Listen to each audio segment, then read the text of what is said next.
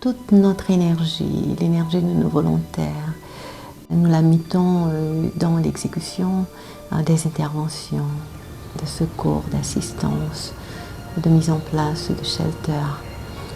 C'est un rôle important que nous jouons parce que fort souvent, nous sommes les premiers intervenants, les premiers répondants. Nous sommes sur place.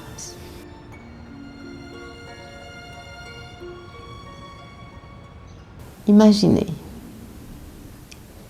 notre principale banque de sang complètement détruite.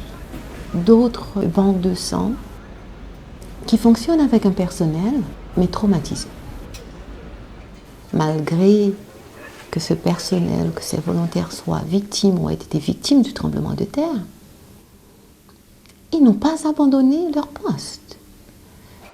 On s'est retrouvé devant un événement sans précédent, avec une population qui avait oblitéré de sa mémoire que le séisme pouvait être une réalité en Haïti.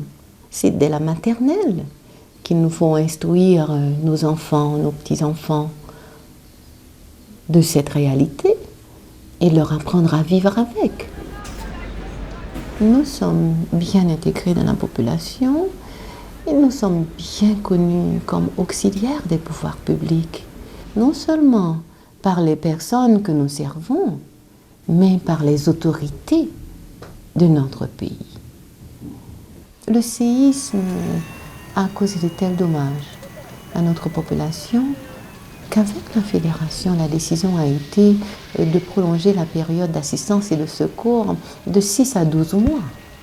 Et quand la Fédération des sociétés de la Croix-Rouge et du Croissant-Rouge s'implique à travers une opération majeure telle que l'opération après-séisme, eh bien, nous devons maintenir l'engagement.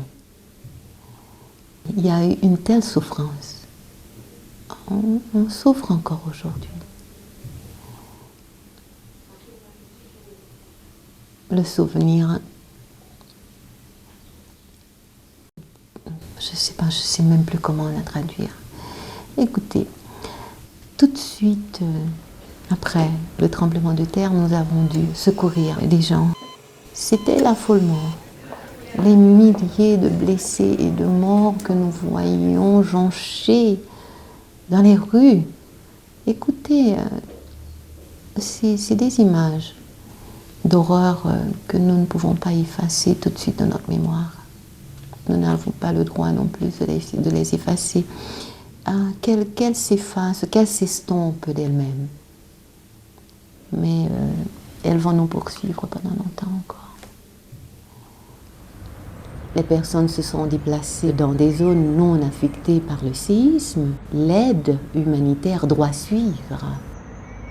Sinon, Port-au-Prince va se retrouver de nouveau avec une telle densité de population que l'on ne pourra plus gérer les camps. C'est une caractéristique de cette population, quoique pauvre. Mais elle a toujours été solidaire. Le peuple haïtien s'est remis au travail et s'est remis à espérer et à croire en un lendemain meilleur.